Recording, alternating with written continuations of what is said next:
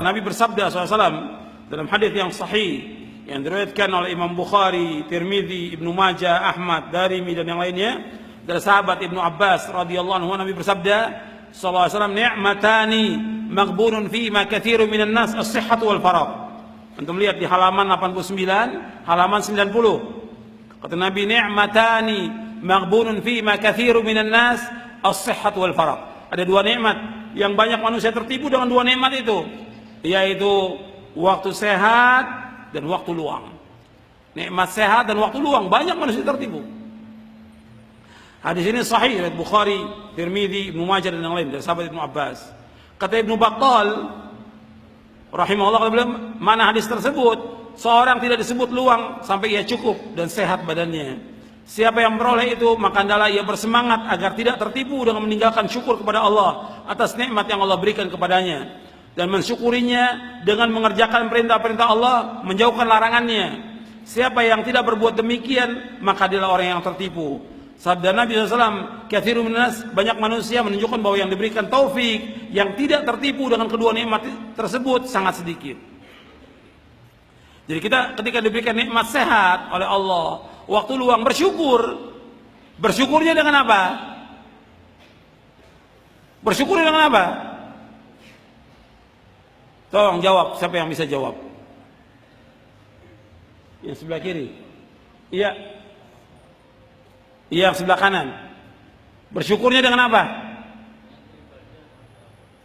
Di sini ada penjelasannya. Coba baca lagi. Berarti antum nggak baca bukunya. Coba baca. Mensyukurinya dengan apa? Mensyukurinya dengan apa?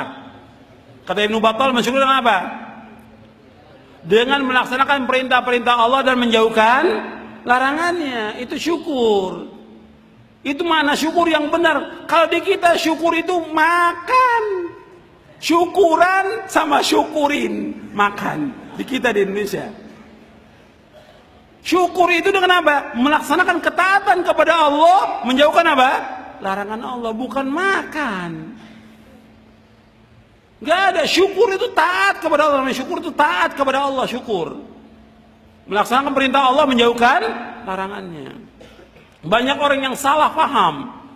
Syukur itu dianggap oleh mereka dengan makan. Kumpulkan orang-orang makan. Gak benar yang seperti dalam Islam. Syukur melakukan ketaatan. Digunakan uangnya untuk apa? Dengan melakukan ketaatan. Keluarkan zakatnya, dikeluarkan sedekahnya buat fuqara al masakin. Dia gunakan buat melaksanakan ibadah haji.